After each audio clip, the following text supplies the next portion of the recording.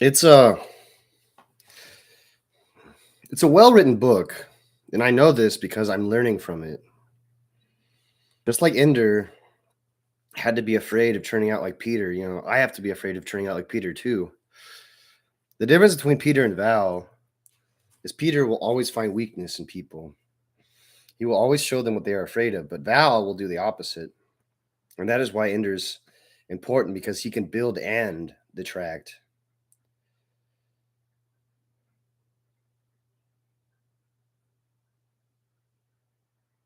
It's a very well written book because I have these vicarious memories as if I was there, as if I was Ender turning the other cheek. And so I did. And I don't know, I succeeded. I learned Ender's lesson. I'm a part of Ender's game. You can't be serious about this schedule of battles. Yes, I can. He's only had his army 3.5 weeks. I told you. We did computer simulations on probable results. And here's what the computer estimated Ender would do. We want to teach him, not give him a nervous breakdown. The computer knows him better than we do. The computer is also not famous for having mercy. If you wanted to be merciful, you should have gone to a monastery. You mean this isn't a monastery? This is best for Ender, too. We're bringing him to his full potential. I thought we'd give him 2 years as commander. We usually give them a battle every 2 weeks, starting after 3 months. This is a little more extreme. Do we have 2 years to spare? I know. I just have this picture of Ender a year from now, completely useless, worn out, because he was pushed further than he or any living person could go. We told the computer that our highest priority was having the subject remain useful after the training program.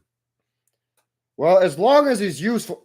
Look, Colonel Graff, you're the only one who made me prepare this over my protests, if you'll remember.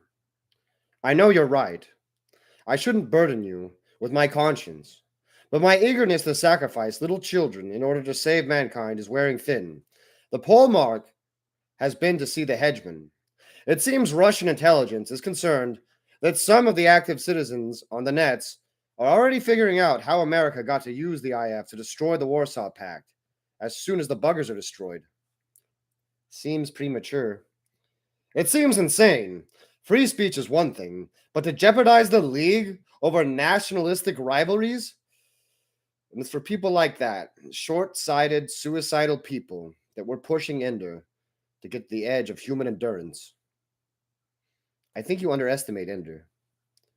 But I fear that I will also underestimate the stupidity of the rest of mankind. Are we absolutely sure that we ought to win this war? Sir, those words sound like treason. It was black humor. It wasn't funny. When it comes to the buggers, nothing is funny, I know. Well, I mean, I enjoy the irony here, right? Of Colonel Graff calling people short-sighted, okay? Because they created, well, they didn't create Peter, but they monitored, well, they created Peter. They created Peter and then they just let him loose. They just like just let him go and torture squirrels. It's funny because they didn't take care of that. Now Ender has to clean up the bugger mess and the mess that the government made. He has to do both those things.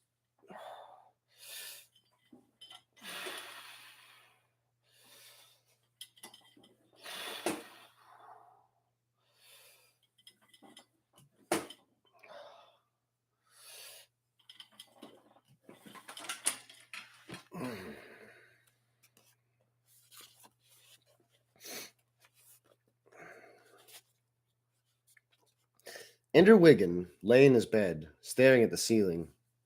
Since becoming commander, he never slept more than 5 hours a night. But the lights went off at 2200 and didn't come on again until 600. Sometimes he worked at his desk anyway, straining his eyes to use the dim display. Usually, though, he stared at the invisible ceiling and thought, either the teachers had been kind to him after all, or he was a better commander than he thought. His ragged little group of veterans, utterly without honor in their previous armies, were blossoming into capable leaders. So much so that instead of the usual 4 tunes, he had created 5. Each tune with a tune leader and a second. Every veteran had a position. He had the army drill in 8-man tune maneuvers and 4-man half tunes, so that at a single command, his army could be assigned as many as 10 separate maneuvers and carry them out at once. No army had ever fragmented itself like that before, but Ender was not planning to do anything that had ever been done before either. Most armies practiced mass maneuvers, performed strategies. Ender had none. Instead, he trained his tune leaders to use their small units effectively in achieving limited goals, unsupported, alone, on their own initiative. He staged mock wars after the first week, savage affairs in the practice room that left everybody exhausted. But he knew, with less than a month of training, that his army had the potential of being the best fighting group ever to play the game. How much of this did the teachers plan? Did they know they were giving him obscure but excellent boys? Did they give him 30 launchies, many of them underage? Because they knew the little boys were quick learners, quick thinkers. Or was this what any similar group could become under a commander who knew what he wanted his army to do and knew how to teach them to do it? The question bothered him because he wasn't sure whether he was confounding or fulfilling their expectations.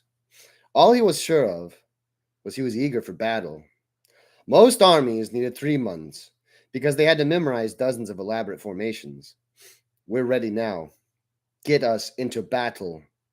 The door opened into darkness. Ender listened. A shuffling step. The door closed. He rolled off his bunk and crawled into the darkness. There was a slip of paper there. He couldn't read it, of course, but he knew what it was. Battle. How kind of them. I wish and they deliver.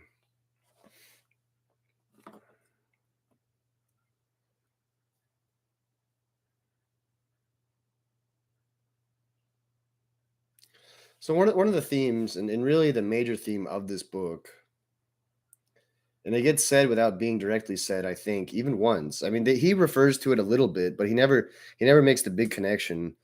This entire book is about the us versus them. That's all this book is, the us versus them. Everything is us versus them, us versus, and Ender is trying to figure out where he is within us. And he realizes, though, that the them is also him. And so that's why it's just so confusing for him, is because he's afraid of becoming the entire time. He is so afraid of becoming the enemy. And you should. I mean, if a knight leaves the dragon's lair with fire breath and wings, like, is he truly victorious? Or is there another dragon? Did one dragon just get replaced by another dragon?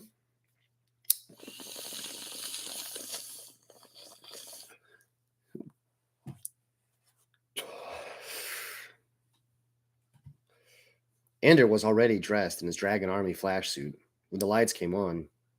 He ran down the corridor at once, and by 0601, he was at the door of his army's barracks. We have a battle with Rabbit Army at 07. I want us warmed up in gravity and ready to go. Strip down and get to the gym. Bring your flash suits, and we'll go to the battle room from there. What about breakfast? I don't want anybody throwing up in the battle room. Can we at least take a leak first? No more than a deciliter. They laughed. The ones who didn't sleep naked stripped down. Everybody bundled up their flash suits and followed Ender at a jog through the corridor to the gym. He put them through the obstacle course twice, and then split them into rotations on the tramp, the mat, the bench. Don't wear yourselves out. Just wake yourselves up. He didn't need to worry about exhaustion. They were in good shape, light and agile, and above all, excited to battle. A few of them spontaneously began to wrestle. The gym, instead of being tedious, was suddenly fun because of the battle to come. Their confidence was the supreme confidence of those who have never been in the contest and think they are ready.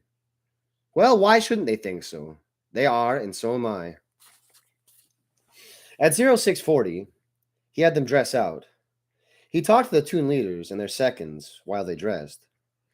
Rabbit Army is mostly veterans, but Can Carby has made their commander only 5 months ago, and I never fought them under him. He was a pretty good soldier, and Rabbit has done fairly well in the standings over the years, but I expect to see formation, so I'm not worried.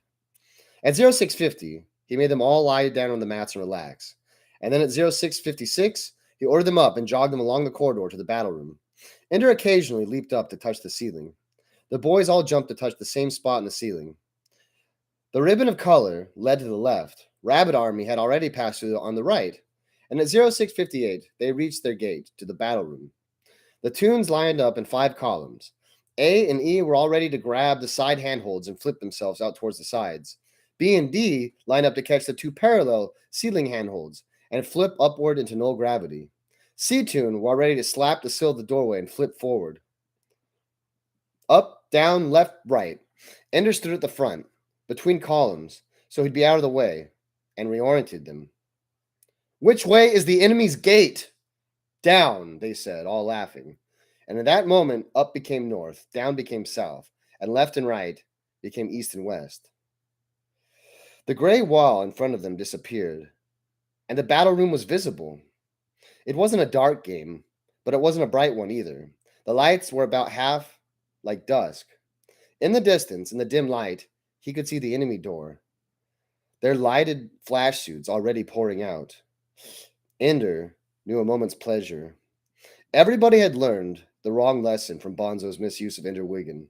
They had all dumped through the door immediately, so that there was no chance to do anything other than name the formation they would use.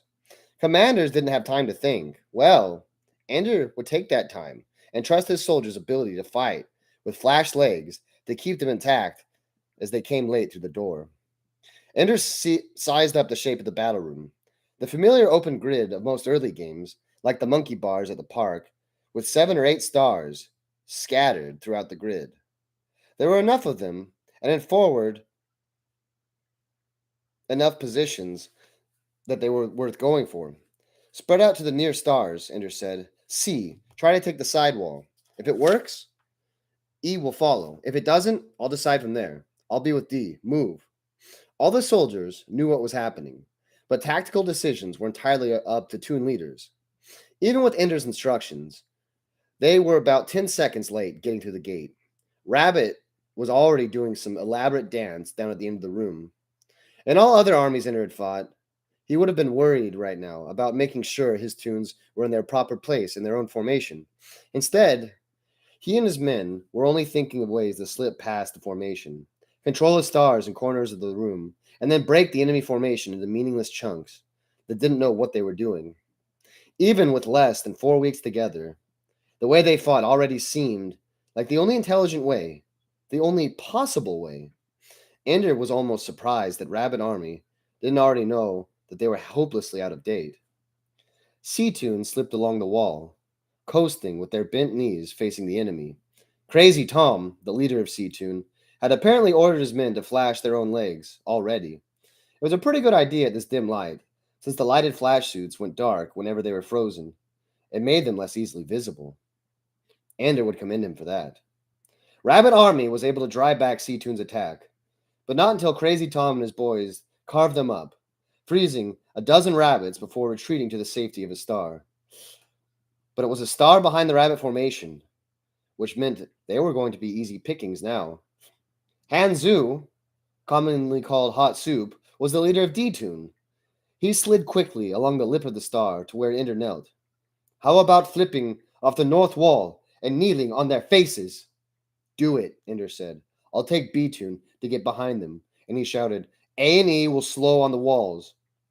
He slid forward on the star, hooked his feet on the lip, and flipped himself to the top wall, then rebounded to E-toon's star. In a moment, he was leading them down against the south wall. They rebounded in near perfect unison and came up behind the 2 stars that Can Carby's soldiers were defending. It was like cutting butter up with a hot knife. Rabbit Army was gone, just like a little cleanup left to do. Ender broke his tunes into half tunes to scour the corners for any enemy soldiers who were whole or merely damaged. In 3 minutes, his tune leaders reported the room clean. Only one of Ender's boys was completely frozen. One of C-Tune, too, which had borne the brunt of the assault. And only 5 were disabled. Most were damaged. But these were leg shots, and many of them were self-inflicted. After all, it had gone even better than Ender expected. Ender had his tune leaders do the honors at the gate. 4 helmets at the corners, and Crazy Tom to pass through the gate. Most commanders took whoever was left alive to pass through the gate. Ender could have picked practically anyone. A good battle. The lights went full, and Major Anderson himself came through the teacher gate at the south end of the battle room. He looked very solemn as he offered to Ender the teacher hook that was ritually given to the victor in the game. Ender used it to thaw his own army's flash shoots, of course, and he assembled them in tunes before thawing the enemy. Crisp military appearance. That's what he wanted Carby and Rabbit Army to see. They may, of course, lie about us, but they'll remember that we destroyed them. And no matter what they say, other soldiers and other commanders will see that in their eyes, in those rabbit eyes, they'll see us in neat formation, victorious, and almost undamaged in our first battle. Dragon Army isn't going to be an obscure name for long. Karn Carby came to Ender as soon as he was unfrozen. He was a 12-year-old who had apparently made commander in only his last year at the school.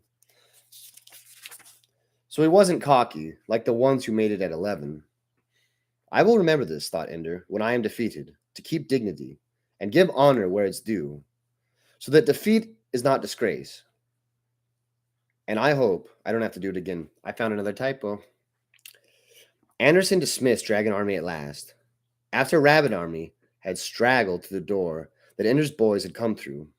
Then Ender led his army through the enemy's door. The light along the bottom of the door reminded them of which way was down when they got back to gravity. They all landed on their feet, running. They assembled in the corridor. It's 07:15, Ender said. That means you have 15 minutes for breakfast before I see you all in the battle room for morning practice. He could hear them silently saying, "Come on! We won! Let us celebrate!" "All right," Ender answered. "You may. And you have your commander's position to throw food at each other during breakfast." They laughed, they cheered. And then he dismissed them and sent them jogging onto the barracks. He caught his tune leaders on the way out and told them that he wouldn't expect anyone to come to practice until 07:45, and that practice would be over early so the boys could shower. Half an hour for breakfast, and no shower right after a battle. It was still stingy, but it would look lenient compared to 15 minutes. And Ender liked having the announcement of the extra 15 minutes come from the tune leaders. Let the boys learn that leniency comes from their tune leaders and harshness from their commander. It will bind them better in the small, tight knots of this fabric. Ender ate no breakfast. He wasn't hungry. Instead, he went to the battle room and showered, putting his flash suit in a cleaner so it would be ready when he dried off. He washed himself twice and let the water run and run and run on him. It would all be recycled. Let anybody drink some of my sweat today. They had given him an untrained army, and he had won. But not just nip and tuck either. He had won with only 6 frozen or disabled. Let's see how long other commanders keep using their formations now that they've seen what a flexible strategy can do. He was floating in the middle of the battle room when his soldiers began to arrive. No one spoke to him, of course. He would speak, they knew, when he was ready, and not before. When all were there, Ender hooked himself near and looked at them one by one.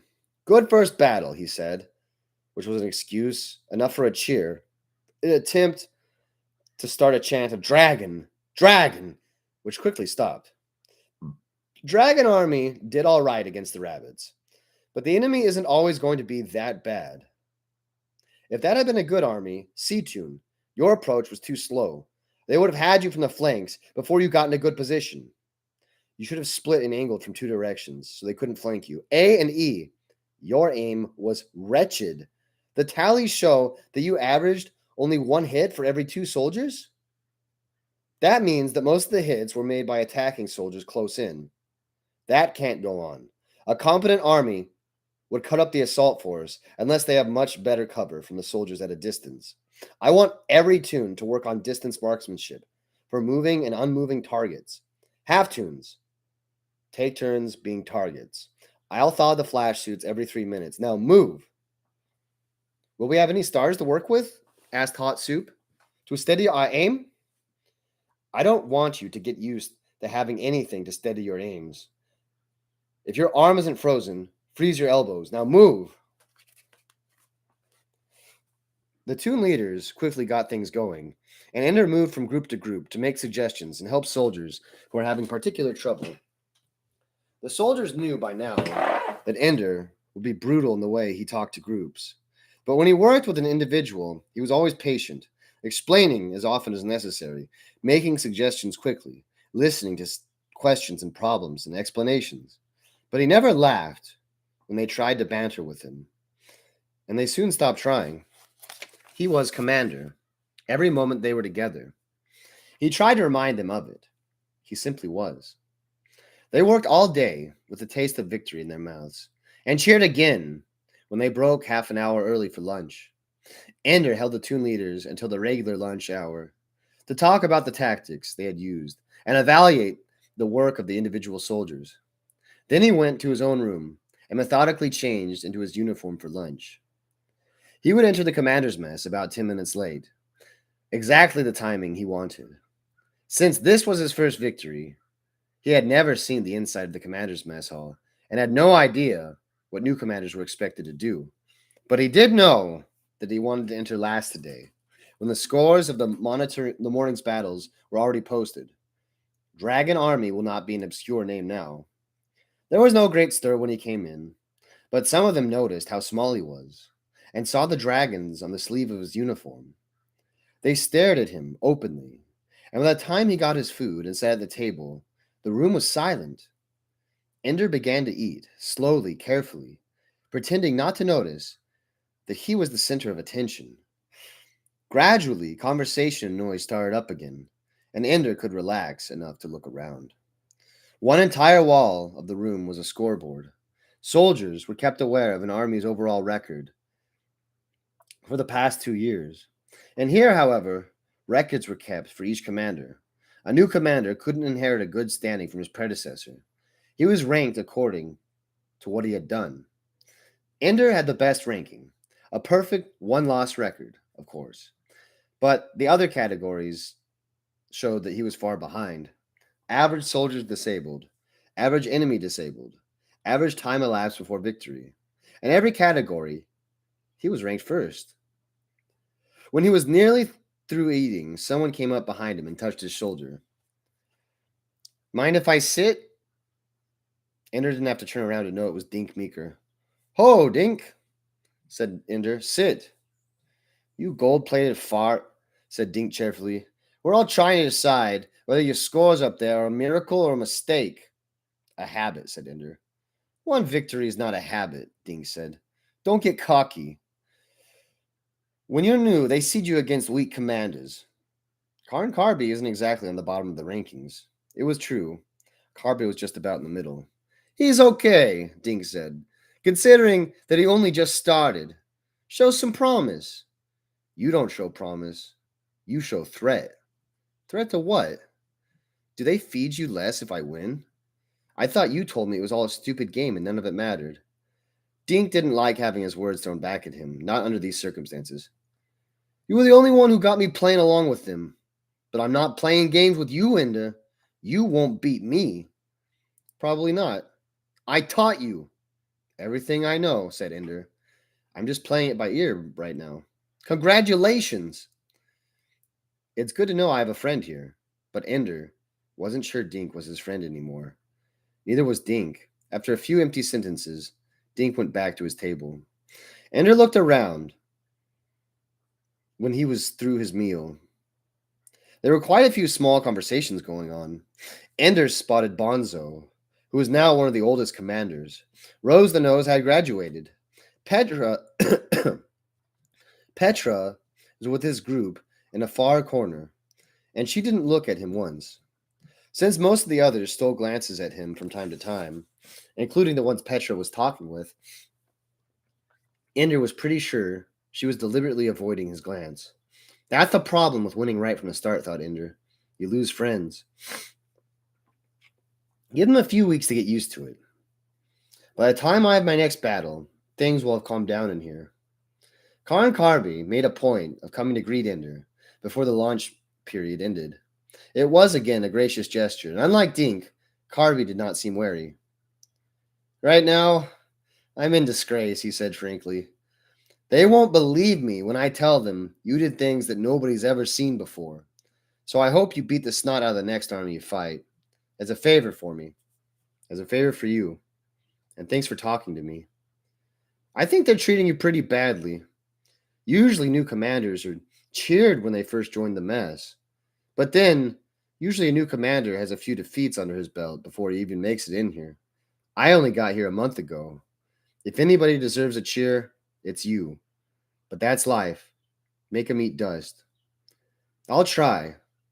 Karn Carby left, and Ender mentally added him to his private list of people who also qualified as human beings. That night, Ender slept better than he had in a long time. Slept so well, in fact, he didn't wake up until the lights came on. He woke up feeling good, jogged out to take his shower, and did not notice the piece of paper on his floor until he came back and started dressing in his uniform. He only saw the paper because it moved in the wind as it snapped out of the uniform to put it in. He picked up the paper and read it. Petra, Arcanian, Phoenix Army, 0700. It was his old army, the one he had left less than 4 weeks before, and he knew their formations backwards and forwards, partly because of Ender's influence. They were the most flexible of armies, responding relatively quickly to new situations. Phoenix Army would be the best able to cope with Ender's fluid, unpatterned attack. The teachers were determined to make life interesting for him. 0700, said the paper. It was already 0630. Some of his boys might already be heading for breakfast. Ender tossed his uniform aside, grabbed his flash suit in a moment, and stood in the doorway of his army's barracks. Gentlemen, I hope you learned something yesterday, because we're doing it again today. It took a moment for them to realize he meant a battle, not practice. It had to be a mistake, they said. Nobody ever had battles 2 days in a row. He handed the paper to Fly Molo, the leader of A-Tune, who immediately shouted, "Flash suits!" and started changing clothes. "Why didn't you tell us earlier?" replied Hot Soup. Hot had a way of asking Ender questions that nobody else dared ask. "I thought you needed the shower," Ender said. "Yesterday, Rabbit Army claimed we only won because the stink knocked them out." The other soldiers who heard laughed. "Didn't find the paper till you got back from the showers, right?" Ender looked for the source of the voice. It was Bean, already in his flash suit, looking insolent. "Time to repay old humiliations. Is that it, Bean?" "Of course," Ender said contemptuously. "I'm not as close to the floor as you are." More laughter. Bean flushed with anger. "It's plain we can't count on old ways of doing things," Ender said. "But you'd better plan on battles anytime and often. I can't pretend I like the way they're screwing around with us, but I do like one thing, that I've got an army that can handle it." After that, if he had asked them to follow him to the moon without spacesuits, they would have done it. Petra was not Karn Carby. She had more flexible patterns and responded much more quickly to Ender's darting, improvised, unpredictable attack. As a result, Ender had 3 boys flashed and 9 disabled at the end of the battle. Petra was not gracious about bowing over his hand in the end. The anger in her eyes seemed to say, "I was your friend, and you humiliate me like this?" Ender pretended not to notice her fury.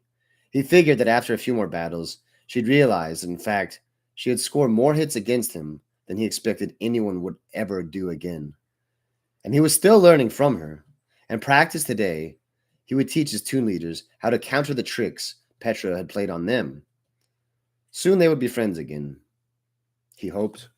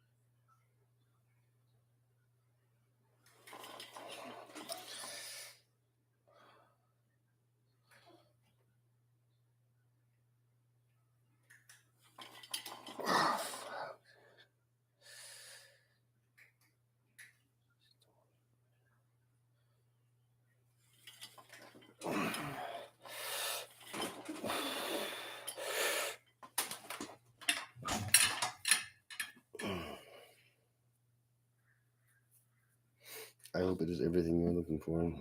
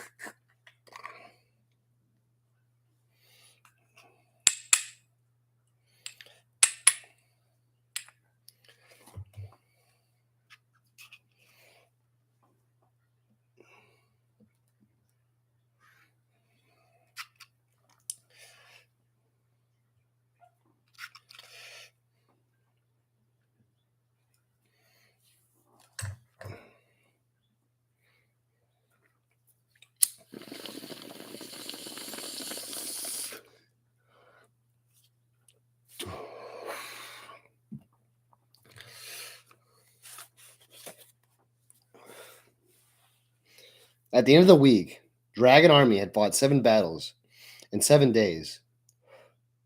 The score stood 7 wins and 0 losses. Ender had never more losses than in the battle with Phoenix Army, and in 2 battles he had suffered not one soldier frozen or disabled. No one believed anymore that it was a fluke that put him first in the standings. He had beaten top armies by unheard of margins. It was no longer possible for the other armies to ignore him. A few others sat with him at every meal, carefully trying to learn from him how he defeated his most recent opponents. He told them freely, confident that few of them would know how to train their soldiers and tune leaders to duplicate what his could do. And while Ender talked with a few commanders, much larger groups gathered around their opponents that Ender had defeated. There were many, too, who hated him for being young, for being excellent, for having made their victories look paltry and weak. Ender saw it first in their faces when he passed them in the corridors, and then began to notice that some boys would get up in a group and move to another table if he sat near them in the commander's mess. And there began to be elbows that accidentally jostled him in the game room, feet that got entangled with his when he walked in and out of the gym, spittle and wads of wet paper that struck him from behind as he jogged through the corridors. They couldn't beat him in the battle room, and knew it, so instead they would attack him where it was safe, where he was not a giant, but just a little boy. Ender despised them, but secretly, so secretly, he didn't even know it himself, he feared them. It was just such little torments that Peter had always used, and Ender was beginning to feel far too much at home. These annoyances were petty, though, and Ender persuaded himself to accept them as another form of praise. Already the other armies were beginning to imitate Ender. Now most soldiers attacked with knees tucked under them. Formations were breaking up now, and more commanders were sending out tunes to slide along the walls. None had caught on to Ender's 5-tune organization. It gave them a slight advantage, that when they had accounted for the movements of 4 units, they wouldn't be looking for a 5th. Ender was teaching them all about null gravity tactics. But where could Ender go to learn new things? He began to use the video room, filled with propaganda vids about Mazar Rackham and the other great commanders of the forces of humanity in the first and second invasion. Ender stopped the general practice an hour early and allowed his tune leaders to conduct their own practice in his absence. Usually they staged skirmishes, tune against tune. Ender stayed long enough to see that things were going well and left to watch the old battles. Most of the vids were a waste of time. Heroic music, close-ups of commanders and medal-winning soldiers, confused shots of Marines invading bugger installations. But here and there, he found useful sequences, ships, like points of light maneuvering in the dark of space, or, better still, the lights of shipboard plotting screens, showing the whole of a battle. It was hard from the videos to see all 3 dimensions, and the scenes were often short and unexplained.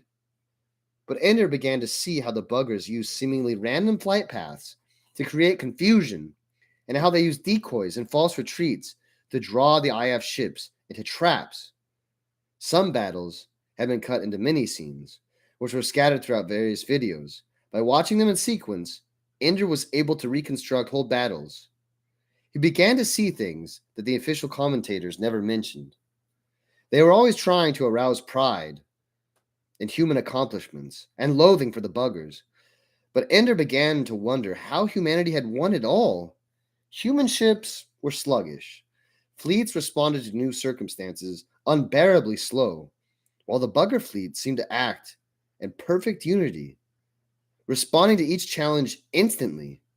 Of course, in the first invasion, the human ships were completely unsuited for fast combat. So were the bugger ships.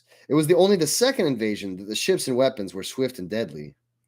So it was from the buggers, not the humans, that Ender learned strategy. He felt ashamed and afraid of learning from them, since they were the most terrible enemy, ugly and murderous and loathsome.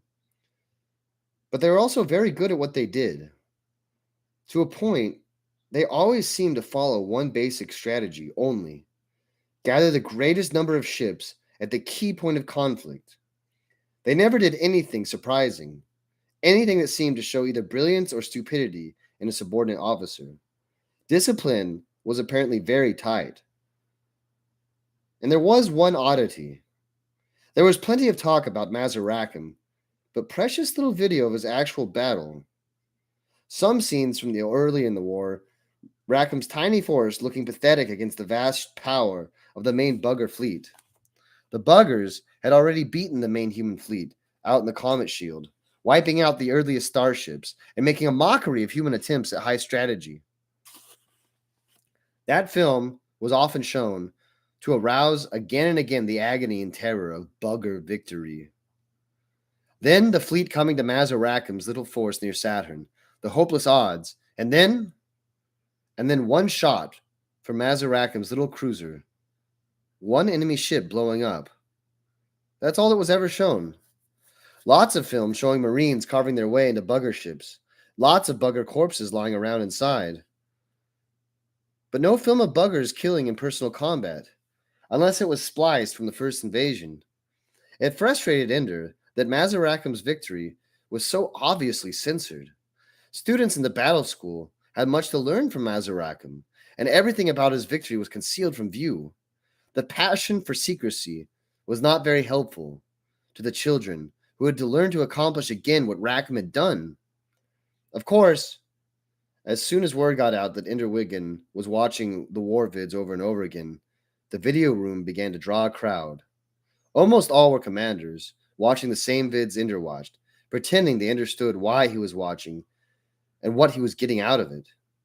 Ender never explained anything. Even when he showed 7 scenes from the same battle, but from different vids, only one boy asked tentatively, "Are some of those from the same battle?" Ender only shrugged, as if it didn't matter. It was during the last hour of practice on the 7th day, only a few hours after Ender's army had won its 7th battle, that Major Anderson himself had come to the video room and handed a slip of paper to one of the commanders, sitting there, and then spoke to Ender. "Colonel Graff wishes to see you in his office immediately." Ender got up and followed Anderson through the corridors. Anderson palmed the locks that kept students out of the officers' quarters. Finally, he came to where Graff had taken a root on a swivel chair bolted to the steel floor. His belly spilled over both armrests now, even when he sat upright. Ender tried to remember. Graff hadn't seemed particularly fat at all when Ender had first met him, only 4 years ago. Time and tension were not being kind to the administrator of the battle school. "7 days since your first battle, Ender," said Graff. Ender did not reply. "And you've won 7 battles, 1 a day." Ender nodded. "Your scores are unusually high, too." Ender blinked.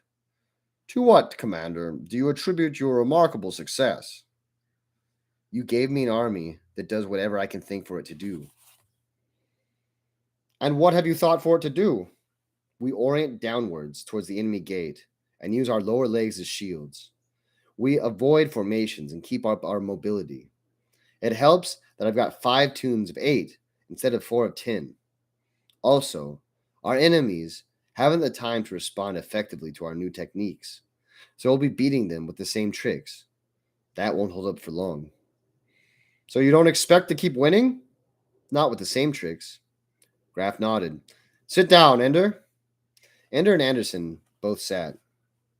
Graf looked at Anderson, and Anderson spoke next. What condition is your army in, fighting so often? They're all veterans now. But how are they doing? Are they tired? If they are, they wouldn't admit it. Are they still alert? You're the ones with the computer games that play with people's minds. You tell me. We know what we know. We want to know what you know. These are very good soldiers, Major Anderson. I'm sure they have limits, but we haven't reached them. Some of the newer ones are having trouble because they never really mastered some of the basic techniques. But they're working hard and improving. What do you want me to say? That they need to rest? Of course they need to rest. They need a couple of weeks off. Their studies are shot to hell. None of us are going to be doing any good in our classes. But you know that. And apparently you don't care, so why should I? Graf and Anderson exchanged glances. Ender, why are you studying the videos of the Bugger Wars? To learn strategy, of course. Those videos were created for propaganda purposes. And all our strategies have been edited out. I know. Graf and Anderson were exchanging glances again. Graf drummed on his table. You don't play the fantasy game anymore, he said. Ender didn't answer. Tell me why you don't play it. Because I won. You never win everything in that game. There's always more. I won. Ender, we want to help you. We want to help you be as happy as possible. But if you want to make me the best soldier possible, go down and look at the standings. Look at all-time standings. So far, you're doing an excellent job with me. Congratulations. Now, when are you going to put me up against a good army? Graf's set lips turned to a smile, and he shook a little with silent laughter. Anderson handed Ender a slip of paper. Now, he said. That's 10 minutes from now, Ender said. My army will be in the middle of showering after practice. Better hurry up then, boy. He got to his army's barracks 5 minutes later. Most were dressing after the showers. Some had already gone to the game room or the video room to wait for lunch. He sent 3 younger boys to call everyone in and made everyone else dress for battle as quickly as they could. This one's hot, and there's no time, Ender said. They gave Bonzo notice about 20 minutes ago, and by the time we get to the door, they'll have been inside for a good 5 minutes at least. The boys were outraged, complaining loudly in the slang that usually they avoided around the commander. What are they doing to us? They be crazy, eh? Forget why. We'll worry about that tonight. Why are you tired? Fly Mono answered. We worked our butts off in practice today. Not to mention beating the crap out of Farron Army this morning. Same day nobody ever do 2 battles, said Crazy Tom. Ender answered in the same tone. Nobody ever beat Dragon Army either. This be your big chance to lose? Ender's taunting question was the answer to the complaints. Win first, ask questions later. All of them were back in the room, and most of them were dressed. Move! Shouted Ender, and they ran along behind him, some of them still dressing when they reached the corridor outside the battle room. Many were panting, a bad sign. They were too tired for this battle. The door was already open. There were no stars at all, just empty space in a dazzlingly bright room. Nowhere to hide, not even darkness. My heart! They haven't even come out yet either, said Crazy Tom. Ender put his hand across his own mouth to tell them to be silent. With the door open, of course, the enemy could hear every word they said. Ender pointed all around the room to tell them the Salamander army was undoubtedly deployed against the wall around the door, where they couldn't be seen but could easily flash anyone that came out. Ender motioned for them to all back away from the door. Then he pulled forward with a few of the taller boys, including Crazy Tom, and made them kneel, not squatting back to sit on their heels, but fully upright so they formed an L with their bodies. He flashed them in silence. The army watched him. He selected the smallest boy, Bean, and handed him Tom's gun. and made Bean kneel on Tom's frozen legs. Then he pulled Bean's hands, each holding a gun, through Tom's armpits. Now the boys understood. Tom was a shield, an armored spacecraft, and Bean was hiding inside. He was certainly not invulnerable, but he would have time. Ender assigned 2 more boys to throw Tom and Bean through the door, but signaled them to wait. He went on through the door, through the army, quickly assigning groups of 4, a shield, a shooter, and 2 throwers. Then, when all were frozen or armed or ready to throw, he signaled the throwers to pick up their burdens and throw them through the door, then jump through themselves. "Move!" shouted Ender. They moved, 2 at a time. The shield pairs went through the door, backwards, so that the shield would be between the shooter and the enemy. The enemy opened fire at once, but they mostly hit the frozen boy in the front. In the meantime, with 2 guns to work with, and their targets neatly lined up and spread along the wall, Dragon had an easy time of it. It was almost impossible to miss. And as the throwers also jumped to the door, they got handholds on the same wall with the enemy, shooting at a deadly angle so that the salamander couldn't figure out whether to shoot at the shield pairs, slaughtering them from above, or throwers shooting them from their own level. By the time Ender himself came to the door, the battle was over. It hadn't taken a full minute from the time the first dragon passed the door until the shooting stopped. Dragon had lost 20, frozen or disabled, and only 12 boys were undamaged. It was their worst score yet, but they had won. When Major Anderson came out and gave Ender the hook, Ender could not contain his anger. "I thought you were going to put us against an army that could match us in a fair fight." "Congratulations on the victory, Commander." "Bean," shouted Ender, "if you had commanded Salamander Army, what would you have done?" Bean, disabled but not completely frozen, called out from where he had been drifting near the enemy door. "Keep a shifting pattern of movement going in front of the door. You never hold still when the enemy knows exactly where you are." "As long as you're cheating," Ender said to Anderson, "why don't you train the other army to cheat intelligently?" "I suggest you remobilize your army," said Anderson. Ender pressed the buttons to thaw both armies at once. "Dragon army dismissed," he shouted immediately. There would be no elaborate formation to accept the surrender of the other army. This had not been a fair fight. Even though they had won, the teachers had meant them to lose. And it was only Bonzo's ineptitude that had saved them. There was no glory in that. Only as Ender himself was leaving the battle room, did he realize that Bonzo would not realize Ender was angry at the teachers. Spanish honor. Bonzo only knew that he had been defeated, even when the odds were stacked in his favor, that Ender had this youngest child in his army publicly state that Bonzo should have done to win, and that Ender, who had not even stayed to receive Bonzo's dignified surrender.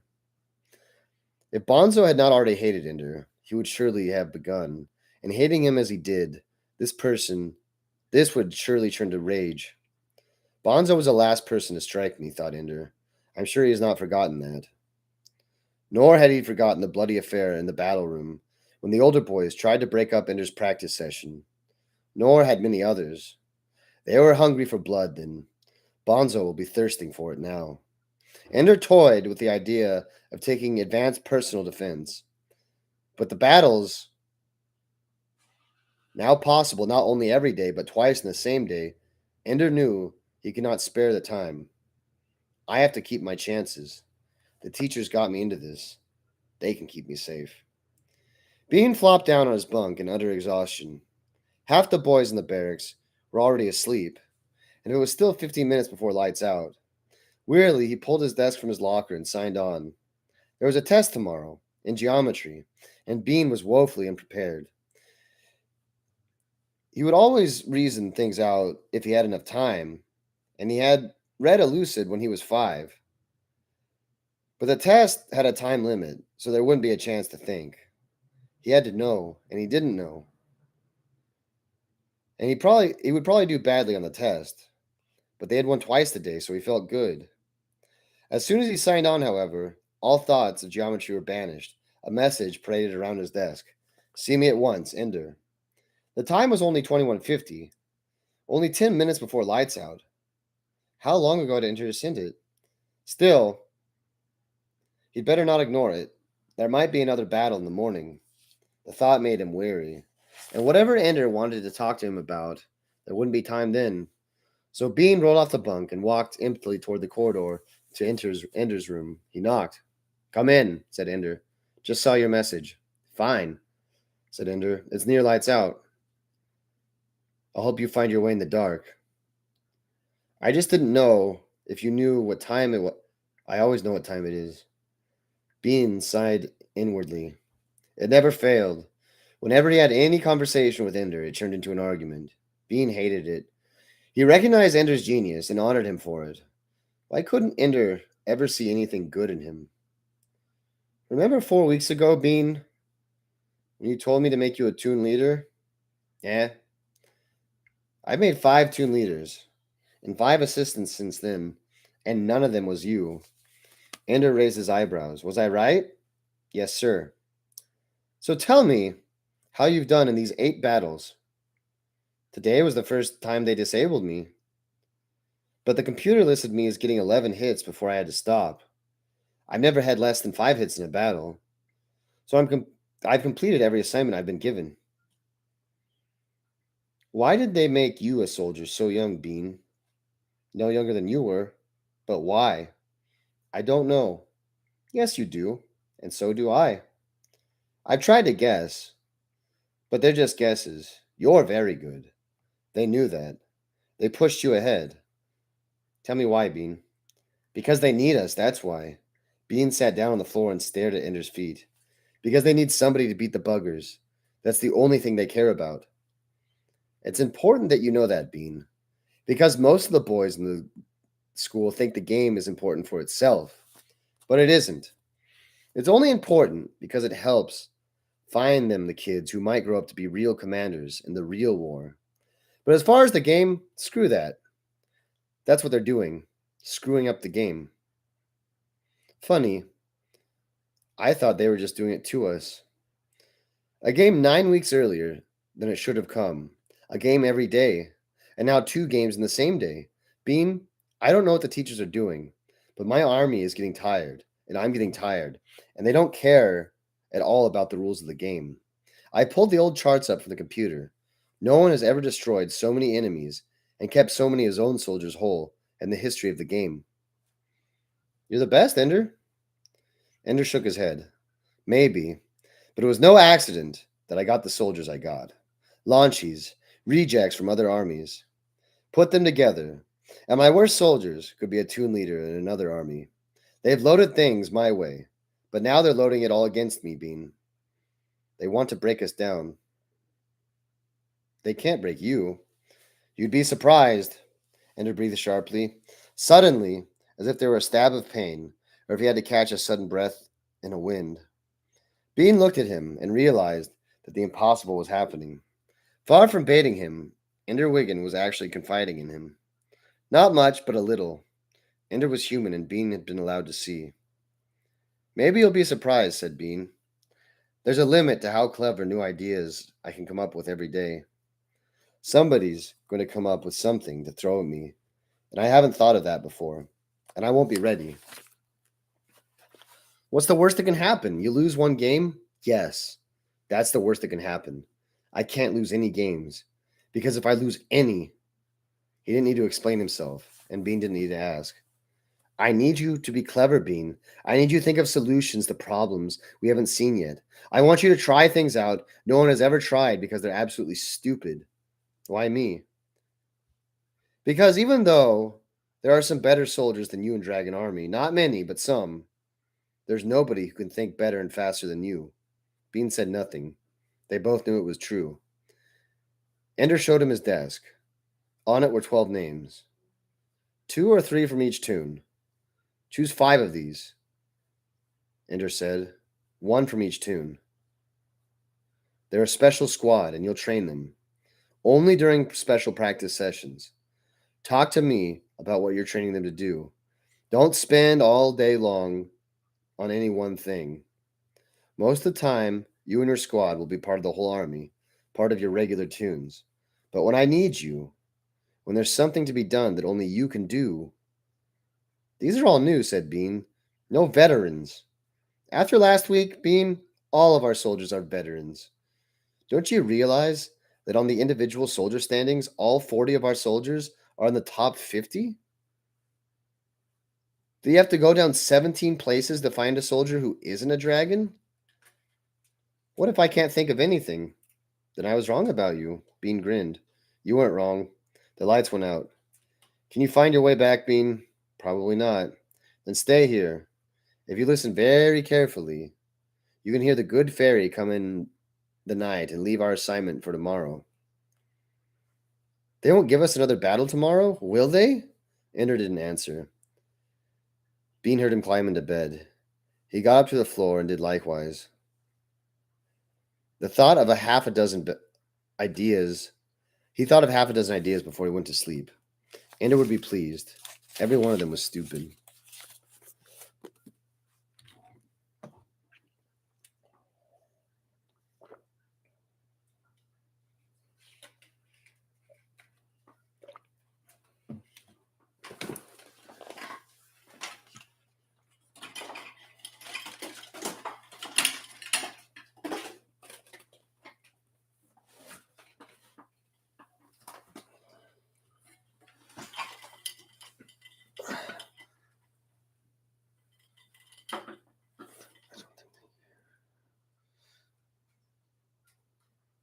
I'm not sure who's the only one who was supposed to.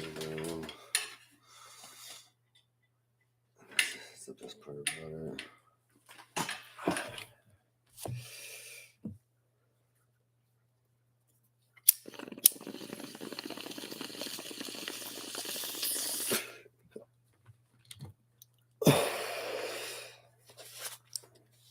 General Pace, please sit down. I understand you have come to me about a matter of some urgency. Ordinarily, Colonel Graff, I would not presume to interfere in the internal workings of the battle school. Your autonomy is guaranteed, and despite our difference in ranks, I am quite aware that it is my authority only to advise, not to order you to take action. Action? Do not be disingenuous with me, Colonel Graff. Americans are quite apt at playing stupid when they choose to, but I am not to be deceived. You know why I am here. Ah, I guess this means Dap filed a report. He feels parental toward the students here. He feels your neglect of a potentially lethal situation is more than negligence, that it borders on conspiracy to cause the death or serious injury of one of the students here.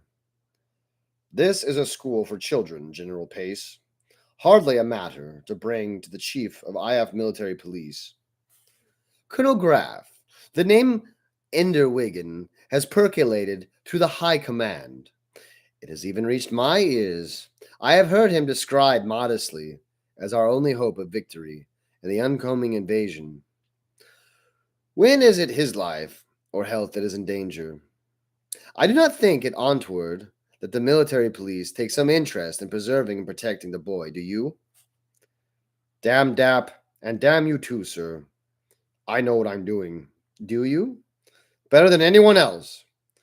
So that is obvious, since nobody else has the faintest idea what you're doing. You have known for 8 days that there is a conspiracy among some of the more vicious of these children to cause the beating of Enderwigan, if they can, and that some members of this conspiracy, notably the boy named Bonito de Madrid, commonly called Bonzo, are quite likely to exhibit no self-restraint when this punishment takes place, so that Enderwigan, an unestimatably important international resource, will be placed in serious danger of having his brains pasted on the walls of your orbiting schoolhouse. And you, fully warned of this danger, propose to do exactly nothing. You can see how this excites our puzzlement. Enderwigan has been in this situation before, back on Earth, the day he lost his monitor, and again with a large group of older boys. I did not come here ignorant of the past. Ender Wiggin has provoked Bonzo Madrid beyond human endurance, and you have no military police standing by to break up disturbances. It is unconscionable. When Ender Wiggin holds our fleets in his control, when he must make the decisions that bring us victory or destruction, there will be military police to come save him if things get out of hand. I failed to see the connection, obviously, but the connection is there. Ender Wiggin must believe, no matter what happens, no adult will ever step in to help him in any way. He must believe to the core of his soul that he can only do what he and the other children work out for themselves. If he does not believe that, he will never reach the peak of his abilities. He will also not reach the peak of his abilities if he is dead or permanently crippled. He won't be. Why don't you simply graduate? Why don't you simply graduate Bonzo? He's old enough. Because Ender knows that Bonzo plans to kill him. If we transfer Bonzo ahead of schedule, he'll know that we saved him. Heaven knows Bonzo isn't good enough a commander to be promoted on merit. Then what about the other children? Getting them to help him? We'll see what happens. This was my first, final, and only decision. God help you if you're wrong. God help us all if I'm wrong. I'll have you before a capital court-martial. I'll have your name disgraced throughout the world if you're wrong. Fair enough. But do remember, if I happen to be right, to make sure that I get a few dozen medals. For what? For keeping you from meddling. Ender sat in a corner of the battle room, his arm hooked through a handhold, watching Bean practice with his squad. Yesterday they had worked on attacks without guns, disarming enemies with their feet. Ender had helped them with some techniques from gravity personal combat. Many things had to be changed, but inertia in flight was a tool that could be used against the enemy, as easily in no-low as in earth gravity. Today, though, Bean had a new toy. It was a deadline, one of the thin, almost invisible twines used during the construction in space to hold two objects together. Deadlines were sometimes kilometers long. This one was just a bit longer than the wall of the battle room, and yet it looped easily, almost invisibly, around Bean's waist. He pulled it off like an article of clothing and handed one end to one of his soldiers. Hook it to a handhold and wind it around a few times. Bean carried the other across the battle room.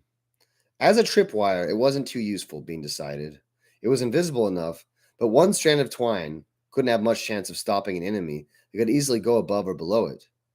Then he got the idea of using it to change its direction of momentum in midair.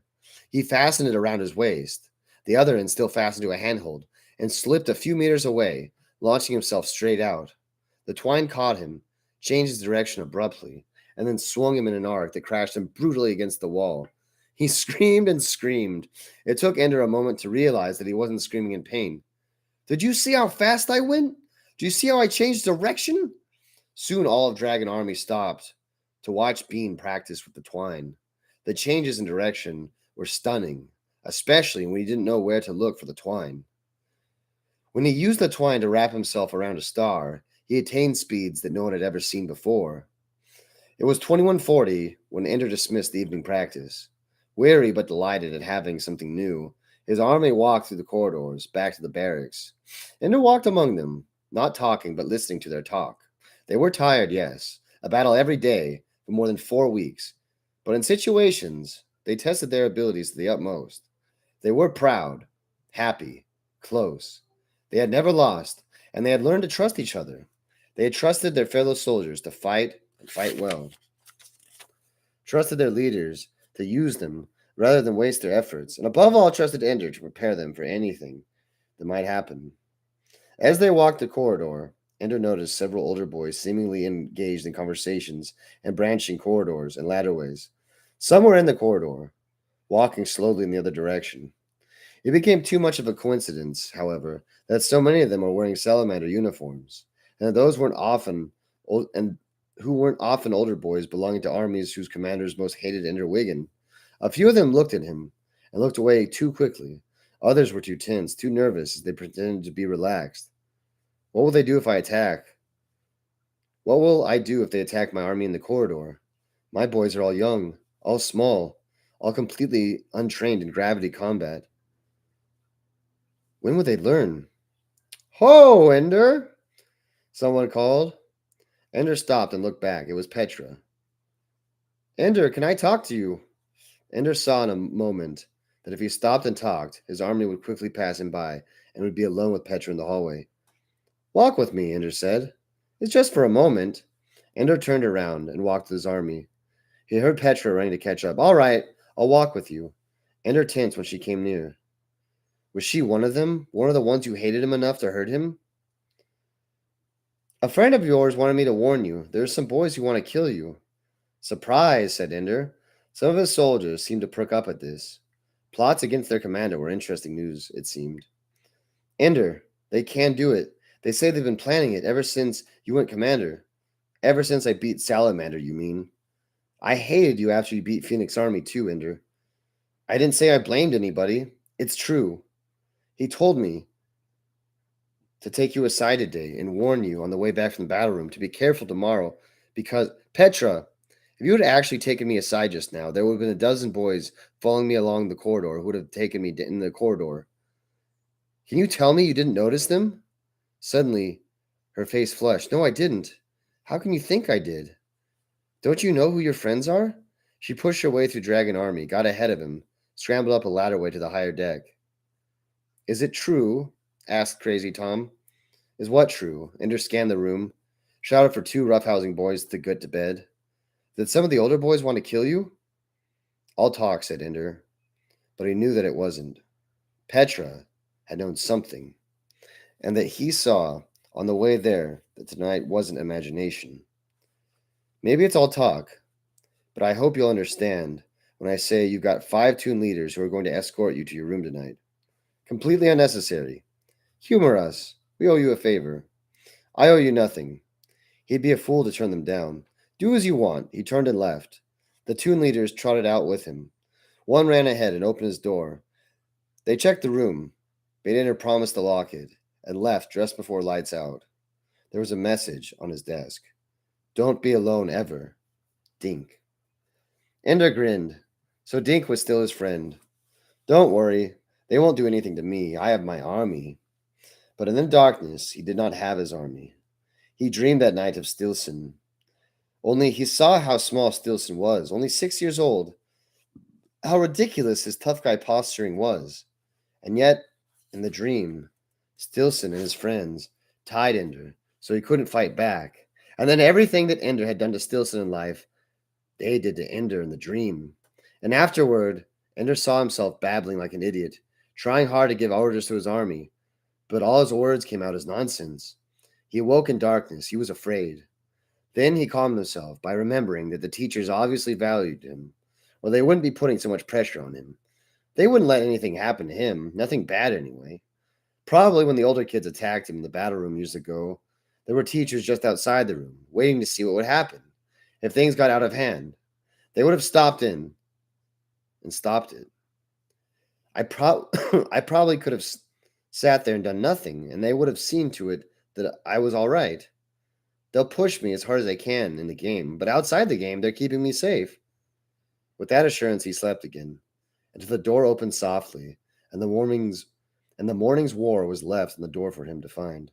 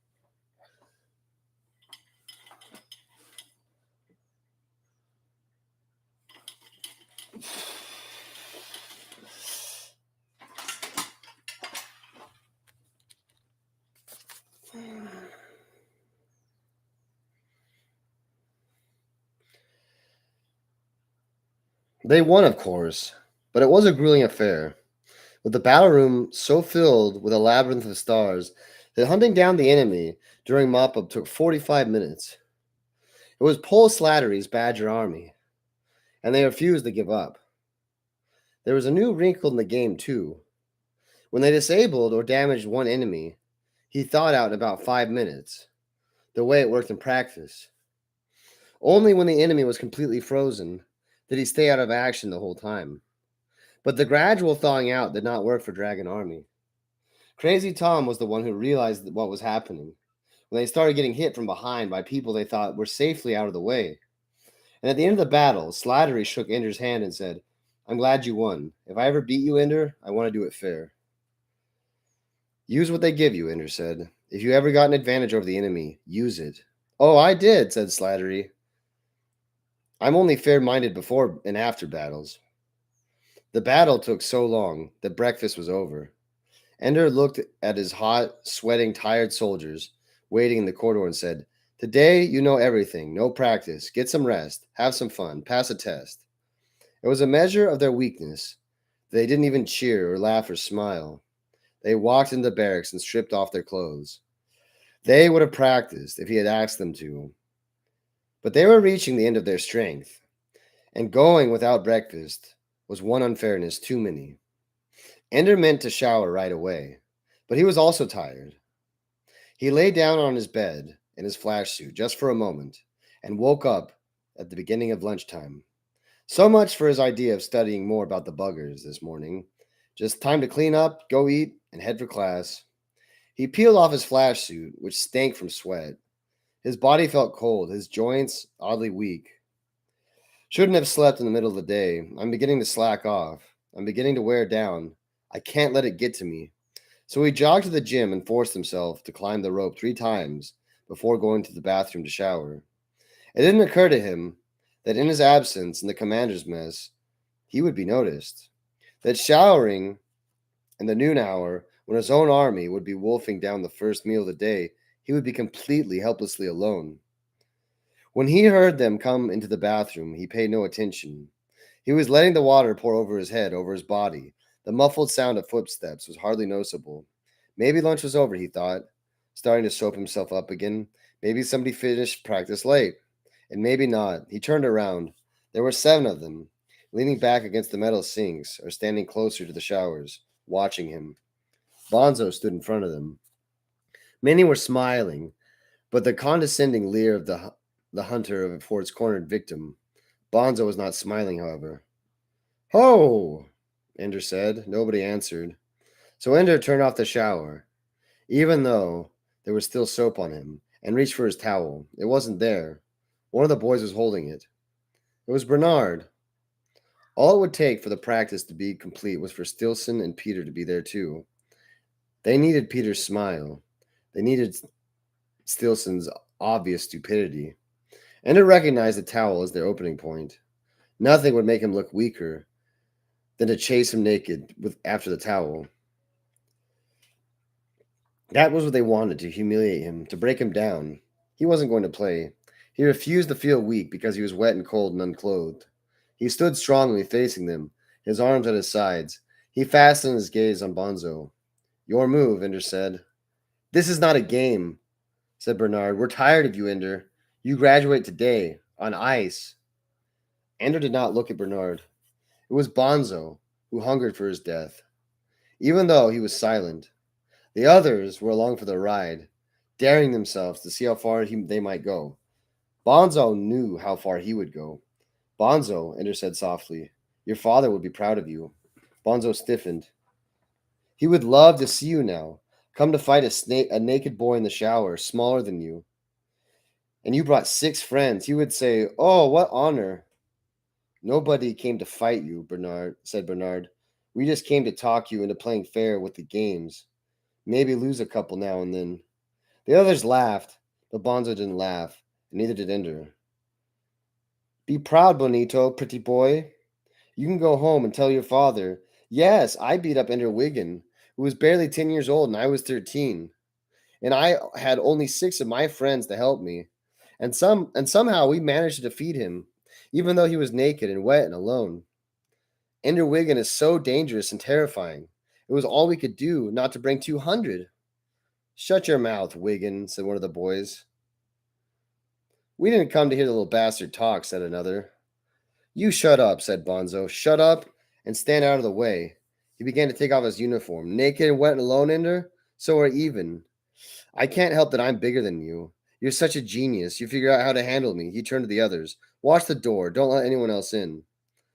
The bathroom wasn't large, and plumbing fixtures protruded everywhere. It had been launched in one piece as a low orbit satellite, packed full of the water reclamation equipment. It was designed to have no wasted space. It was obvious what their tactics would have been. Throw the other boy against the fixtures until one of them does enough damage that he stops. When Ender saw Bonzo's stance, his heart sank. Bonzo had also taken classes, and probably more recently than Ender. His reach was better, he was stronger, and he was full of hate. He would not be gentle. He would go for my head, thought Ender. He will try, above all, to damage my brain. And if this fight is long, he's bound to win. His strength can control me. If I'm to walk away from here, I have to win quickly and permanently. He could still feel, again, the sickening way Stilson's bones had given away. But this time, it will be my body that breaks, unless I can break him first. Ender stepped back, flipped the shower head so that it churned outward, and turned on pure hot water. Almost at once, the steam began to rise. He turned on the next, and the next, and the next. I'm not afraid of hot water, said Bonzo. His voice was soft. But it wasn't the hot water Ender wanted. It was the heat. His body still had soap on it, and his sweat moistened it, made his skin more slippery than Bonzo would expect. Suddenly, there was a voice at the door. Stop it! For a moment, thought it was a teacher, come to stop the fight, but it was only Dink Meeker. But Bonzo's friends caught him at the door, held him. Stop it, Bonzo! Dink cried. Don't hurt him! Why not? Asked Bonzo. For the first time, he smiled. Ah, thought Ender. He loves to have someone recognize that he is the one in control, that he has the power. Because he's the best, that's why. Who else can fight the buggers? That's what matters, you fool. The buggers! Bonzo stopped smiling. It was the thing he hated most about Ender, that Ender really mattered to other people. And in the end, Bonzo did not. You've killed me with those words, Dink. Bonzo doesn't want to hear that I might save the world. Where are the teachers? Thought Ender. Don't they realize that the first contact between us in this fight might be the end of it?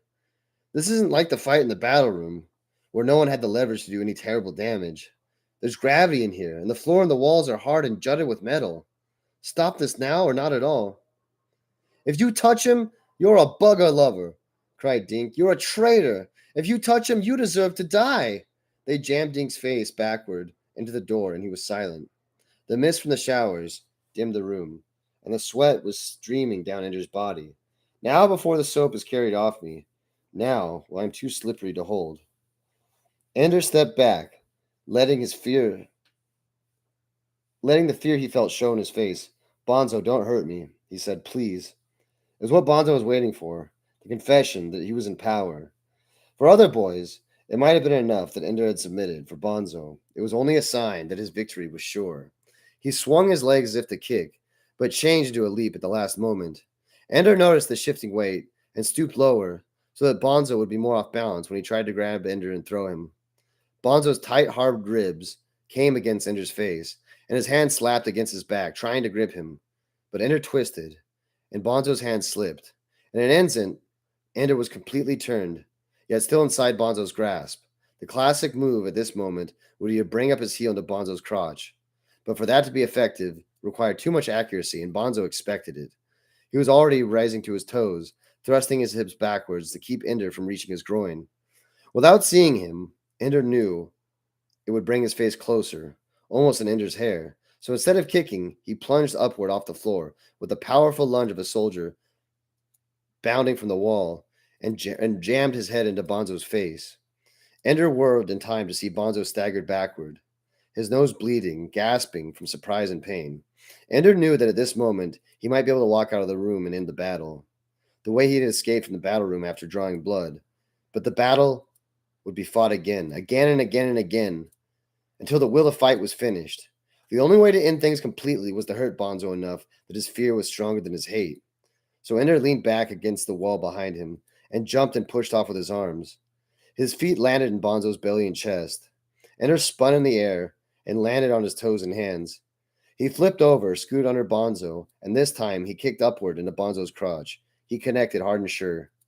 Bonzo did not cry out in pain. He did not react at all, except his body rose a little in the air, as if Ender had kicked a piece of furniture. Bonzo collapsed, fell to the side, and sprawled directly under the spray of steaming water from a shower.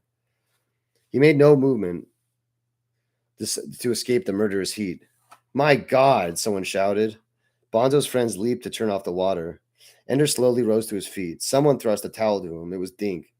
"Come on out of here," Dink said. He led Ender away. Behind them, they heard the heavy clatter of adults running down a ladderway. Now the teachers would come, the medical staff, to dress the wounds of Ender's enemy. But where were they before the fight? When there might not have been any wounds at all? There was no doubt in Ender's mind. There was no help for him. Whatever he faced, now and forever, no one would come save him from it. Peter might be scum, but Peter had been right, always right. The power to cause pain is the only power that matters, the power to kill and destroy. Because if you can't kill, then you are always subject to those who can, and nothing and no one will ever save you. Dink led him from his room and made him lie on his back. "Are you hurt anywhere?" he asked. Ender shook his head. "You took him apart. I thought you were dead meat the way he grabbed you. But you took him apart. If he stood up longer, you would have killed him." "He meant to kill me." "I know. I know him. Nobody hates like Bonzo. But not anymore. If they don't ice him for this and send him home, he'll never look at you in the eye again. You or anybody. He had 20 centimeters on you, and you made him look like a crippled cow standing there chewing a cud." All Ender could see, though, was the way that Bonzo looked as Ender kicked upward into his groin. The empty, dead look in his eyes was already finished then. Already unconscious, his eyes were open. He wasn't thinking or moving anymore. Just that dead, stupid look on his face, that terrible look, the way Stilson looked when I finished with him. "They'll ice him, though," Dink said. "Everybody knows he started it. I saw them get up and leave the commander's mess. Took me a couple seconds to realize you weren't there either, then a minute more to find out where you had gone. I told you not to go alone. Sorry. They're bound to ice him, troublemaker, him and his striking honor." Then to Dink's surprise, Ender began to cry. Lying on his back, still soaking wet with sweat and water, he gasped his sobs, tears seeping out of his closed eyelids and disappearing in the water of his face. "Are you all right?" "I didn't want to hurt him," Ender cried. "Why didn't he just leave me alone?" He heard his door open softly, then close. He knew at once it was his battle instructions. He opened his eyes, expecting to find the darkness of the early morning, before 06. Instead, the lights are on. He was naked when the bed was soaking wet. His eyes were puffy and painful from crying. He looked at the clock on his desk. 18:20, it said. It's the same day. I've already had a battle today. I had 2 battles today. The bastards know what I've been through. And they're doing this to me? William B., Griffin Army. Talo Momo, Tiger Army. He sat on the edge of the bed. The note trembled in his hand. "I can't do this," he said silently. And then not silently. "I can't do this." He got up blearily and looked for his flash suit. Then he remembered. He had put it in the cleaner a while before he showered. It was still there. Holding the paper, he walked out of his room. Dinner was nearly over, and there were a few people in the corridor. No one spoke to him, just watched him. Perhaps in awe of what had happened at noon in the bathroom. Perhaps because of the forbidding, terrible look on his face. Most of his boys were in the barracks. "Ho, Ender! They're going to be practice tonight?" Ender handed the paper to Hot Soup. "Those sons of bitches," he said, 2 at once. 2 armies? "They'll just trip over each other," said Bean. "I've got to clean up," Ender said. "Get them ready. Get everyone together. I'll meet you there, at the gate." He walked out of the barracks. A tumult of conversation rose behind him. He heard Crazy Tom scream, "2 far-eaten armies. We'll whip their butts." The bathroom was empty, all cleaned up. None of the blood that had poured from Bonzo's nose in the shower and the water. All gone. Nothing bad had happened there. Ender stopped under the water and rinsed himself. Took the sweat of combat and let it run down the drain. All gone, except they recycled it and will be drinking Bonzo's blood water in the morning. All the life gone out of it, but his blood just the same. His blood and my sweat washed down, and their stupidity or cruelty or whatever it was that let it happen. He dried himself, dressed in his flash suit, and walked in the bathroom and walked to the battle room. His army was waiting in the corridor, the door still not opened. They watched him in silence as he walked to the front to stand by the blank gray force field. Of course, they all knew about his fights in the bathroom that day, and that kept their own weariness from the battle that morning, kept them quiet. Or the knowledge that they would be facing two armies filled them with dread. Everything they can do to beat me, thought Ender. Everything they can think of. Change all the rules. They don't care. Just so they beat me. Well, I'm sick of the game. No game is worth Bonzo's blood pinking the water in the bathroom. Ice me. Send me home. I don't want to play anymore. The door disappeared. Only 3 meters out, there were 4 stars together, completely blocking the view from the door. 2 armies weren't enough. They had to make Ender deploy his forces blind. Bean, Ender said, take your boys and tell me what's on the other side of this star. Bean pulled the coil of twine from his waist and tied one end around him. The other one, he handed the other end to a boy in his squad and stepped gently to the door. His squad quickly followed. They had practiced this several times and took only a moment before they were braced on the star, holding the end of the twine. Bean pushed off with great speed in a line almost parallel to the door, and when he reached the corner of the room, he pushed off again and rocketed straight out towards the enemy line. The spots of light on the wall showed that the enemy was shooting at him. As the rope was stopped by the edge of the star in each turn, his arc became tighter, his direction changed, and he became an impossible target to hit. His squad caught him neatly as he came around the star from the other side. He moved his arms and legs so that those still waiting inside the door would know that the enemy hadn't flashed him anywhere. Ender dropped through the gate. It's really dim, said Bean, but light enough you can't follow people easily by the lights of their suits. Worst possible for seeing. It's all open space from the star to the enemy side of the room. They've got 8 stars making a square around the door. I didn't see anybody except the ones peeking around the boxes. They're just sitting there, waiting for us. As if to corroborate Bean's statement, the enemy began to call out to them. Hey, we be hungry. Come and feed us. Your ass is dragon. Your ass is dragon. Ender's mind felt dread. This was stupid. He didn't have a chance, outnumbered 2-1 and forced to attack a protected enemy. In a real war, any commander with brains would retreat and save his army. What the hell, said Bean. It's only a game. It stopped being a game when they threw away the rules. So you throw them away too? Ender grinned. Okay, why not? Let's see how they react to a formation. Bean was appalled. A formation? We've never done a formation the whole time we've been in an army. We've still got a month to go before our training period is normally supposed to end. About time we started doing formations. Always have to know formations.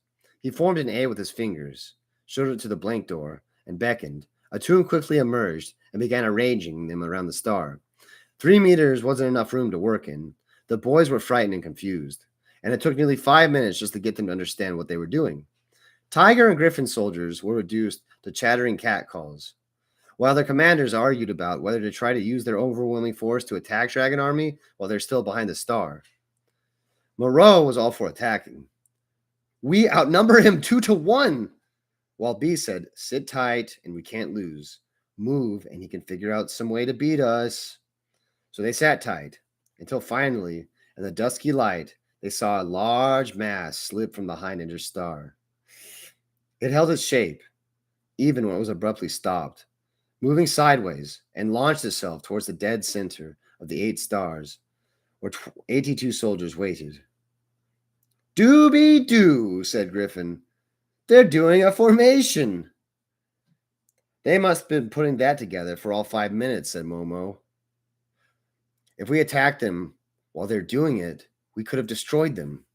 Eat it, Momo, said B. You saw the way that little kid flew. He went all the way around that star and back around without ever touching a wall. Maybe they all got hooks. Do you think of that? They've got something new there. The formation was a strange one. A square formation of tightly packed bodies in front, making a wall. Behind it, a cylinder. 6 boys in circumference, 2 boys deep. Their limbs outstretched and frozen, so they couldn't possibly be holding on to each other. Yet they held together as tightly as if they had been tied. Which, in fact, they were. From inside the formation, Dragon Army was firing with deadly accuracy, forcing griffins and tigers to stay tightly packed in their stars. The back of that sucker is open, said B. As soon as they get behind the stars, we can get around behind. Don't talk about it, said Momo. Then he took his own advice and ordered his boys to launch against the wall and rebound behind the dragon formation. In the chaos of their takeoff, while Dragon Army held tight to their stars, the dragon formation abruptly changed. Both the cylinder and the front wall split in two, as boys inside pushed off. Almost at once, the formations reversed direction, heading back towards the Dragon Gate. Most of the griffins fired at the formations, and the boys moving backwards with them, and the tigers took the survivors of the Dragon Army from behind. But there was something wrong. William B. thought for a moment and realized what it was. Those formations couldn't have reversed direction mid-flight unless someone had pushed off in the opposite direction. And if they took off with enough force to make a 20-man formation move backward, they must be going fast. There they were, 6 small dragon soldiers down near William B.'s own door. From the number of lights showing on their flash suits, B could see that only 3 of them were disabled and 2 of them damaged. Only 1 was whole. Nothing to be frightened of. B casually aimed at them, pressed the button, and nothing happened. The lights went on. The game was over. Ender, though he was looking right at them, and even though he was looking right at them, it took B a moment to realize what had just happened. 4 of the dragon soldiers had their helmets pressed against the corners of the door. 1 of them had just passed through. They had just carried out the victory ritual. They were getting destroyed. They had hardly inflicted any casualties. And they had the gall to perform the victory at the end of the game, right under their noses. Only then did it occur to William B. that not only had Dragon Army ended the game, it was possible that under the rules, they had won it. After all, no matter what happened, you were not certified the winner unless you had enough unfrozen soldiers to touch the corners of the gate and pass someone through the enemy's corridor. Therefore, by one way of thinking, you could argue that the ending ritual was victory. The battle room certainly recognized it as the end of the game. The teacher gate opened and Major Anderson came into the room. Ender, he called, looking around.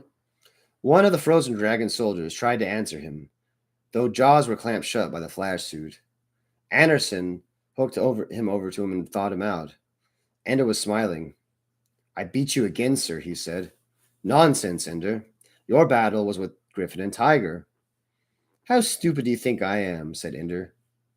Loudly, Anderson said, after that little maneuver, the rules are being revised to require that all of the enemy's soldiers must be frozen or disabled before the gate can be reversed. It could only work once anyway, Ender said. Anderson handed him the hook. Ender unfroze everyone at once. To hell with protocol. To hell with everything. Hey, he shouted as Anderson moved away. What is it next time? My army in a cage without guns, with the rest of the battle school against them? How about a little equality? There was a loud murmur of agreement from the other boys, and not all of it came from Dragon Army. Anderson did not so much as turn around and acknowledge Ender's challenge. Finally, it was William B. who answered, Ender, if you're on one side of the battle, it won't be equal no matter what the conditions are. Right, called the boys. Many of them laughed. Tala Momo began clapping his hands. Ender Wiggin, he shouted. The other boys clapped and shouted Ender's name. Ender passed through the enemy gate. His soldiers followed him. The sound of them shouting made his name follow through the corridors. Practice tonight? Asked Crazy Tom. Ender shook his head. Tomorrow morning, then? No. Well, when? Never again, as far as I'm concerned. He could hear the murmurs behind him. Hey, that's not fair, said one of the boys. It's not our fault that teachers are screwing up the game. You can't just stop teaching stuff because Ender slammed his open hand against the wall and shouted at the boy, I don't care about the game anymore. His voice echoed through the corridor. Boys from other armies came to their doors. They spoke quietly in the silence. Do you understand that? The game is over. He walked back to his room alone. He wanted to lie down, but couldn't because the bed was wet. It reminded him of all that had happened that day. And in fury, he tore the mattress and blankets from the bed frame and shoved them into the corridor. Then he wadded up a uniform to serve as a pillow and lay in the fabric of wires that strung across the frame. It was uncomfortable, but Ender didn't care enough to get up. He had only been there a few moments when somebody knocked at the door. Go away, he said softly. Whoever was knocking didn't hear him or didn't care. Finally, Ender said to come in. It was Bean. Go away, Bean. Bean nodded but didn't care. Instead, he looked at his shoes. Ender almost yelled at him, cursed at him, screamed at him to leave. Instead, he noticed how very tired Bean looked, his whole body bent with weariness, his eyes dark from lack of sleep. Yet his skin was still soft and translucent, the skin of a child, the soft curved cheek, the slender limbs of a little boy. He wasn't 8 years old yet. It didn't matter. He was brilliant and dedicated and good. He was a child. He was young. No, he isn't, thought Ender. Small, yes, but Bean has been through a battle with a whole army depending on him and on the soldiers that he led, and he performed splendidly, and they won. There's no youth in that, no childhood. Taking Ender's silence and softening its expression as permission to stay, Bean took another step into the room. Only then did Ender see the slip of paper in his hand. You're transferred? Asked Ender. He was incredulous. But his voice came out, sounding uninterested, dead. To Rabbit Army, Ender nodded. Of course, it was obvious. If I can't be defeated with my army, they'll take my army away. Karn Karby's a good man, said Ender. I hope he recognizes what you're worth. Karn Karby graduated today. He got his notice while we were fighting our battle. Well, who's commanding Rabbit then? Bean held his hands out hopelessly. Me. Ender looked at the seedling and nodded. Of course. After all, you're only 4 years younger than the regular age. It isn't funny. You don't know what's going on here. I don't know what's going on here. All the changes in the game. And now this? I wasn't the only one transferred, you know. They graduated half the commanders and transferred a lot of our guys to command their armies. Which guys? It looks like every toon leader and every assistant. Of course. If they decide to wreck my army, they'll cut it to the ground. Whatever they're doing, they're thorough. You'll still win, Ender. We all know that. Crazy Tom, he said, You mean I'm supposed to figure out how to beat Dragon Army? Everybody knows you're the best. They can't break you down, no matter what they already have. No, Ender, they can't. I don't care about their stupid game anymore, Bean. I'm not going to play it. No more practices, no more battles. They can put their little slips of paper on the floor all they want. But I won't go. I decided that before I went through the door today. That's why I had you go for the gate. I didn't think it would work, but I didn't care. I just wanted to go out in style. You should have seen William B's face. He just stood there trying to figure out how he had lost when you only had 7 boys who could wiggle their toes when he had 3 that couldn't. Why should I want to see William B's face? Why should I want to beat anybody? Ender pressed his palms to his eyes. I hurt Bonzo really badly today, Bean. I hurt him bad. He had it coming. I knocked him out standing up. It was like he was dead standing there, and I kept hurting him. Bean said nothing. I just wanted to make sure he never hurt me again. He won't. They sent him home. Already? The teachers didn't say much. They never do. The official notice said he graduated. But where they put the assignment, you know, tactical school, support, command, navigation, that sort of thing, it said Cartiga in Spain. That's his home. I'm glad they graduated him. Well, hell, Ender, we're glad he's gone. If we'd known what he was doing to you, we would have killed him on the spot. Was it true he had a whole bunch of guys gang up on you? No, it was just him and me. He fought with honor. If it weren't for his honor, he and the others would have beaten me, though. They might have killed me. His sense of honor saved my life. I didn't fight with honor, Enders added. I fought to win. Bean laughed. And you did. Kicked them right out of orbit. A knock to the door. Before Ender could answer, the door opened. Ender had been expecting more of the soldiers. Instead, it was Major Anderson. Behind him came Colonel Graff. Ender Wiggin. Ender got to his feet. Yes, sir. Your display of temper in the battle room today was insubordinate and not to be repeated. Yes, sir. Bean was still feeling insubordinate, and he didn't think Ender deserved the rebuke. I think it's about time somebody told the teacher how he felt about what you've been doing. The adults ignored him. Anderson handed Ender a sheet of paper, a full-size sheet, not one of the little slips of paper that served for internal orders within the battle school. It was a full-fledged set of orders. He knew what it meant. Ender was being transferred out of the school. Graduated? Asked Bean. Ender nodded. What took them so long? You're only 2 or 3 years early. You've already learned how to walk and talk and dress yourself. What do they have left to teach you? Ender shook his head. All I know is the game's over. He folded up the paper. None too soon. Can I tell my army? There isn't time, said Graff. Your shuttle leaves in 20 minutes. Besides, it's better not to talk to them after you get your orders. Makes it easier. For them or for you? Ender asked. He didn't wait for an answer. He turned to Bean, who took his hand for a moment and then headed to the door. Wait, said Bean. Are you going tactical? Navigational support? Command school. Ender answered. Pre-command? Command, said Ender, and he was out of the door. Anderson followed him closely. Bean grabbed Colonel Graff by the sleeve. Nobody goes to command school till they're 16. Graff shook off Bean's hand and left, closing the door behind him. Bean stood alone in the room, trying to grasp what this might mean. Nobody went to command school without 3 years of pre-command in either tactical or support. But then, nobody left battle school without at least 6 years. And Ender had only 4. The system is breaking up, no doubt about it. Either somebody at the top is going crazy, or something gone's wrong with the war. The real war. The bugger war. Why else would they break down the training system like this? Wreck the game the way they did? Why else would they put a little kid like me in command of an army? Bean wondered about it as he walked back down the corridor to his own bed. The lights went out just as he reached his bunk. He undressed in darkness, fumbling to put his clothing in a locker he couldn't see. He felt terrible. At first, he thought he felt bad because he was afraid of leading an army, but it wasn't true. He knew he'd make a good commander.